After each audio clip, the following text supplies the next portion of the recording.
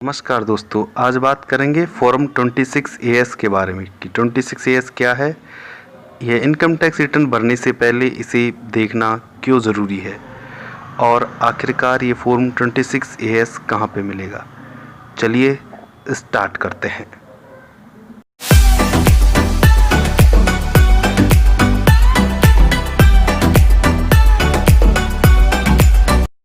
Form 26A में आपने एक वित्तीय वर्ष यानी कि एक फाइनेंशियल ईयर्स जो कि अप्रैल माह में शुरू होता है और मार्च माह में ख़त्म होता है, उस वित्तीय वर्ष में आपने कितना टैक्स सरकार को जमा कराया है, या आपका ऑफिस चाहे वो निजी हो या सरकारी हो, उसमें यदि आपकी इनकम टैक्सेबल इनकम में आती है तो आपके ऑफिस द्वारा आपकी सैलरी में से टैक्स को काट लिया जाता है तथा उसे सरकार को जमा करा दिया जाता है। तो इसकी जानकारी फॉर्म 26A में आती है कि कितना टैक्स काटा और किसने काटा है। साथ ही यदि कोई आपने 30 लाख रुपए से ज़्यादा की प्रॉपर्टी सेल करी है तो भी उसकी जानकारी इस फॉर्म 26A में आती है, क्योंकि उसमें जो आपका जो प्रॉपर्टी बायर होता है वो एक आपको जो पेमेंट करता है उसमें से TDS काट लेता है। साथ ही यदि आपकी कोई रेंटल इनकम है, यदि वह मासिक 50,000 रुपये से ज़्यादा है तो आपका जो किराएदार होता है वो आपको किराया देने से पहले वो TDS काट लेता है तो सरकार को वह जमा करा देता है। साथ ही यदि आपका जो शेयर खरीद रखे हैं शेयर मार्केट से या फिर म्यूचुअल फंड खरीद रखे हैं, यदि वो 10 लाख रुपए से ज़्यादा के हैं तो भी इसकी जानकारी फॉर्म 26A में मिलती है।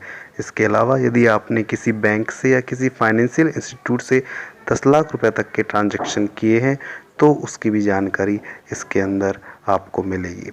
चलिए अब बात करते हैं कि आखिरकार ये 26A फॉर्म भरना क्यों ज़रूरी है। तो इससे क्या होता है कि एक तो आपको टैक्स से रिलेटेड सारी जानकारी एक जगह पर मिल जाती है।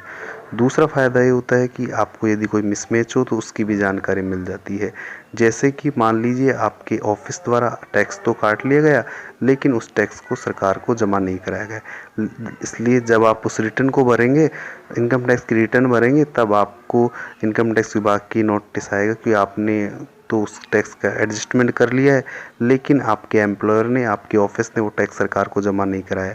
तो आपको फॉर्म 26A देख करके यदि आपके एम्प्लॉयर ने वो टैक्स जमा नहीं कराया है तो आप उस एम्प्लॉयर से कह सकते हैं कि आप उस टैक्स को जमा कराइए ताकि आपको आगे कोई इनकम टैक्स से कोई नोटिस ना मिले।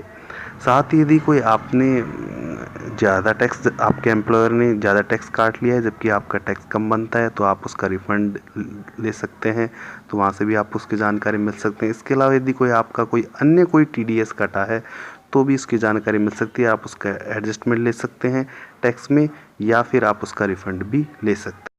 अब जानते हैं कि 26A फॉर्म कहाँ से मिलेगा। इसके लिए आपको www.incometaxindiaefiling.gov.in पर जाना होगा। वहाँ पर आपको अपने पैन नंबर से लॉगिन करके माई अकाउंट मेनू में जाना पड़ेगा और वहाँ पे उसमें आप व्यू फॉर्म 26 आप उसमें देख सकते हैं। वहाँ से आपको जो TDS CPC पोर्टल पर ले जाया जाएगा।